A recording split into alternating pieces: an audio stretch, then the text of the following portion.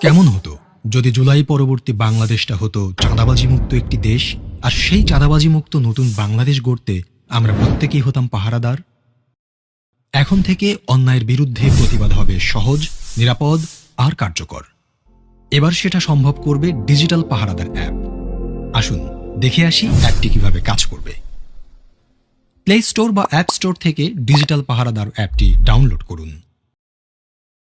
আপনার phone number দিয়ে registration করুন। 6 সংখ্যার গোপন পিনটি সেট করুন।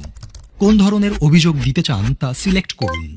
অভিযোগের প্রমাণ সংযুক্ত করার জন্য ছবি, ভিডিও, অডিও রেকর্ড করুন অথবা মেসেজ টাইপ করুন।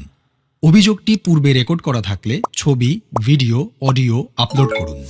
আমি উপরের শর্তাবলী পড়েছি, এই লেখাটিতে টিক মার্ক দিন, তারপর জমা দিন বাটনে ক্লিক করুন।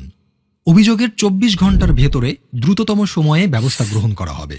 আপনার অভিযোগটির অগ্রগতি অ্যাপটির মাধ্যমে ট্র্যাক করতে পারবেন। অভিযোগটির সর্বশেষ তথ্য আপনাকে SMS এর মাধ্যমে জানানো হবে। চাঁদাবাজি এর পাশাপাশি দুর্নীতি, ঘুষ, মাদক, সন্ত্রাস, বুলিং বা ইফটিজিং ও অপহরণ সংক্রান্ত অভিযোগ দিতেও অ্যাপটি ব্যবহার করতে পারবেন।